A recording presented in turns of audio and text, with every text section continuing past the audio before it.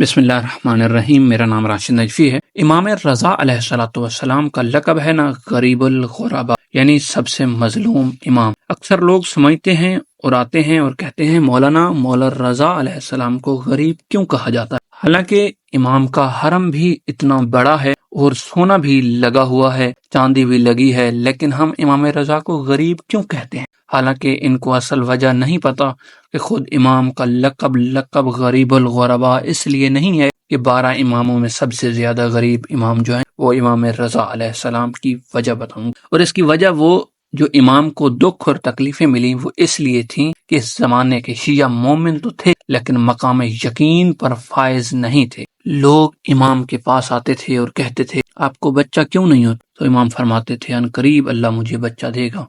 एक फिरका था वाकफी लानतुल्लाह अलैहिम, इन्होंने इमाम के खिलाफ बातें फैलाना शुरू कर दी। साथ में इमाम के बाद जितने भी अक्सर खासुल खास सहाब थे इमाम रज़ा अलैहिस्सलाम से फिर चुके थे, इमाम की इमामत को नहीं मानते थे। इमाम नहीं है क्योंकि ये साहिब नुतफा नहीं है, इसके पास औलाद नहीं है, लेकिन इमाम बार बार ये कहते थे इंशाअल्लाह खुदा मुझे बच्चा देगा। इन लोगों के पास ना ही यकीन था और ना ही ईमान था, क्योंकि ये नहीं जानते थे। अगर जानते होते तो ये कभी भी इमाम की शान में इतनी गुस्ताखी न करते।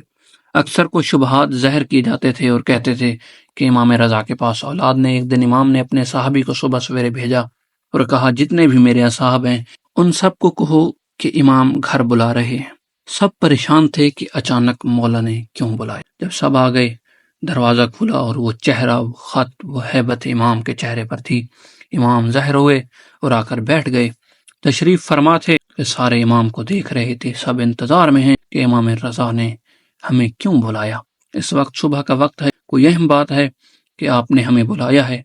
तो एक मर्तबा इमाम का सर नीचे था और इमाम ने अपना सर को बुलंद किया और इमाम ने फरमाया कल रात खुदा ने मुझे एक फर्जंद अता किया है, कल रात खुदा ने मुझे एक बेटा अता किया है कि मौलूद इस्लाम में कभी इस जैसा बच्चा पैदा नहीं हो कि जिसकी बरकत इतनी है। शबीह मूसा व इमरान जैसा बेटा अता किया है कि वो हजरत मूसा व इमरान जैसा है। मूसा ने जब अपनी आसा को दरिया में लगाया, सूरज की रोशनी दरिया की तह तक गई और पूरे दरिया को रोशन कर दिया।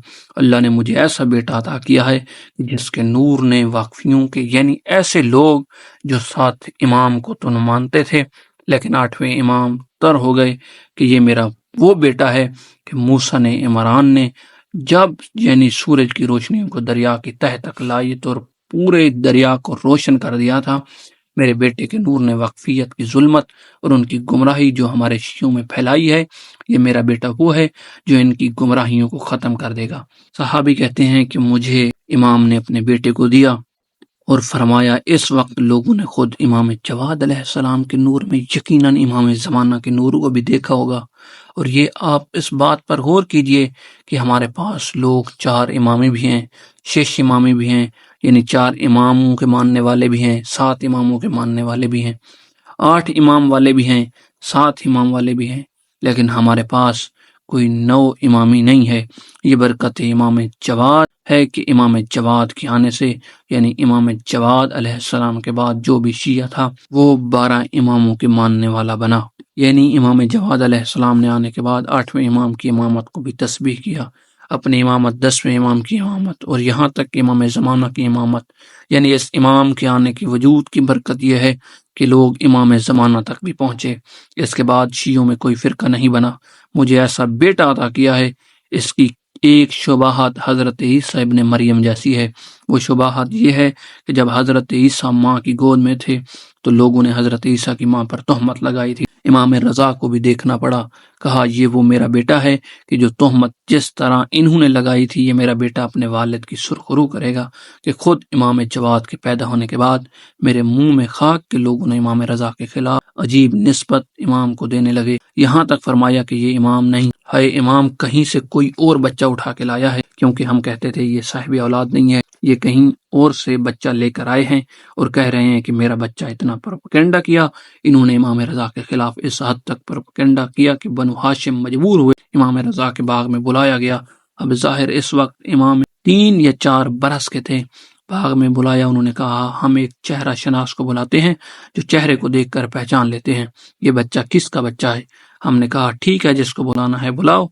جو حق پر ہے اسے ڈرنے کی کیا ضرورت ہے۔ تو اس باغ میں امام کو کہا کہ آپ باغبان کا لباس پہنے۔ امام نے لباس پہنا، باغبان کا جو باغ میں کام کرتے ہیں، اور امام کے ہاتھوں میں بیلچہ دیا، کہا آپ جا کر فلاں دور جگہ پر باغ میں تھوڑا کام کریں تاکہ کسی کو پتہ نہ چلے کہ آپ اس کے والد ہیں۔ تو انہوں نے بچے کو بیچ میں بٹھا دیا۔ اس کے بعد انہوں نے چہرہ شناس کو اندر بلایا۔ اب چہرہ شناس باغ میں آیا، اسے کہا کہ آپ چہرہ شناس ہیں، یہ بچہ ہے، آپ بتائیے ہم میں سے کہ یہ کس کا بچہ ہے۔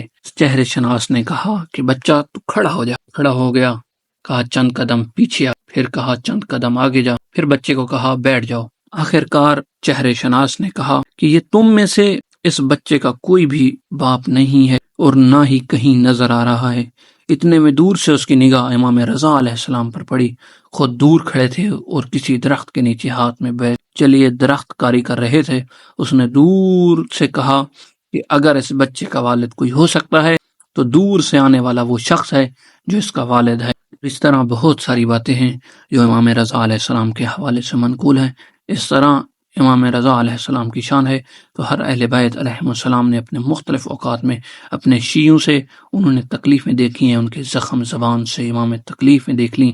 ان تمام ترکیب و وجوہات یہ تھی کیونکہ وہ مقام یقین پر نہیں تھے، لیکن ان کی وجود میں دوسرے لوگ آتے تھے، وہ شک و شبہات کو ڈالتے تھے، ان کا ایمان تباہ و برباد ہو جاتا تھا۔ مگر یقین ہو تو انسان کا یقین اتنا بلند ہو جاتا ہے وہ کربلا کے اصحاب میں سے بن سکتا ہے۔ یقین اتنا بلند ہو جاتا ہے کہ میں نے بہت سارے قصے آپ کی خدمت میں بیان کیے کہ مولا آپ کی محبت ہمارے خون میں، ہمارے گوشت میں ملی ہوئی ہے۔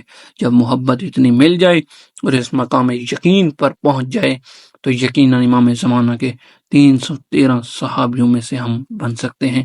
اب تک کے لیے اتنا ہی، ملتے ہیں کسی نئے ٹاپک کے ساتھ، تب تک کے لیے اللہ